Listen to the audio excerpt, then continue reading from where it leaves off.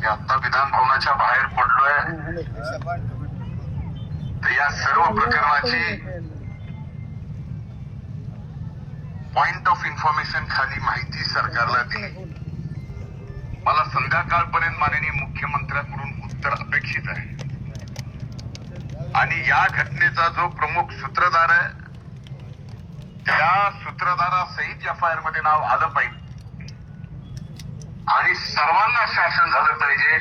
ते होईपर्यंत मी स्वस्थ बसणार नाही, हे वचन मी आज आपल्या सर्वांना या ठिकाणी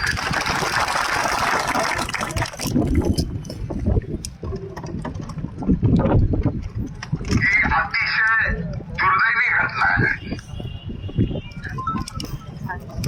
ठरवून केला गेलेला हा प्रकार आहे.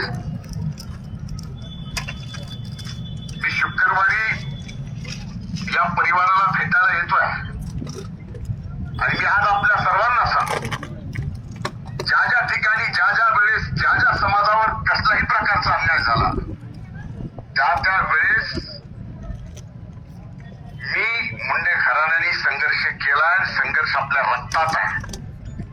आपण कोणाचं वाईट केलं नाही, पण आपलं जर कोणी वाईट करायचं ठरवलं असेल तर त्याला देव सुद्धा नियती सुद्धा माफ करत नाही, हे आपण समजून घ्या. त्यामुळे या सर्व गोष्टीत पूर्ण ताकदीनं मी आपल्या पाठीमागे आहे. आणि या प्रकरणामध्ये जर सरकार मदत करण्याची दुटप्पी भूमिका घेत असेल तर या सरकारशी दोन हात करायची तयारी सुद्धा धनंजय मुंडेची आहे, हे मी आपल्याला या त्यामुळं आपण आता जे आंदोलन करतोय त्या आंदोलनाची भूमिका जी आहे ते आपण सर्वजण एकत्रित बसा.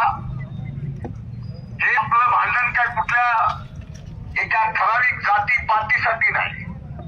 हे भांडण ज्यांनी कोणी ही गुन्हेगारी प्रवृत्ती आहे, गुन्हेगारी करणं हे ज्यांचं काम आहे, त्यांनी जे केलंय त्यांना शिक्षा व्हावी ही आपल्या सर्वांची भावना आहे. आणि मला वाटतं जी मी बोलतोय ती सुद्धा आपली भावना असावी. बरोबर आहे? त्यामुळे आपण आता जे परिस्थितीत आपण तिथं बसलात, आत्ताही आपण मयताचं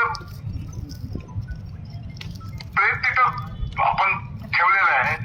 आणि या सगळ्या परिस्थितीमध्ये आता त्या व्यक्तीची हेळसांड किती करायची हे आपण ठरवावं. का पुढे आणखी आंदोलन असंच चालू ठेवायचं हेही आपण ठरवून मला या ठिकाणी सांगावं ही कळकळीची विनंती करतो. आणि पुन्हा एकदा मुलीच्या प्रती भावपूर्ण आदरांजली वाहतो आणि लवकर आपल्या या संघर्षात उतरायला